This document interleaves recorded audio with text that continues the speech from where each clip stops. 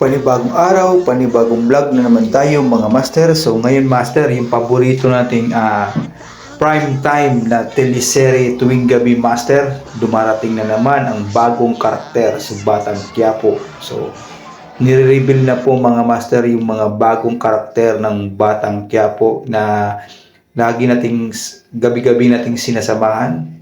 So merong mga kontrabida at saka merong mga bida, meron din yung mga dating mga artista at saka meron din yung mga baguhang artista mga master.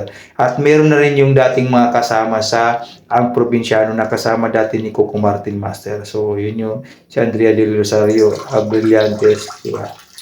Tapos andyan si Angel Aquino yung kasama dati yan sa ano sa FPG sa kay Coco Martin. Yan.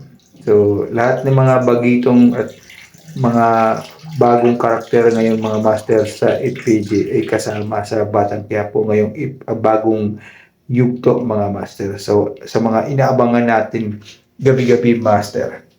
So yun mga master, ni-reveal na po yung mga bagong karakter ng FPG Batang Quiapo na laging sinubaybayan ng mga bata, matanda, kahit sino man, Luzon, Visayas, Mindanao, kahit OFW is nanonood dito sa kanya-kanyang mga tahanan. So, ayan mga master, yan yung mga bagong karakter na lumalabas ngayon na bagong reveal ngayon sa FPG Batang Quiapo mga master.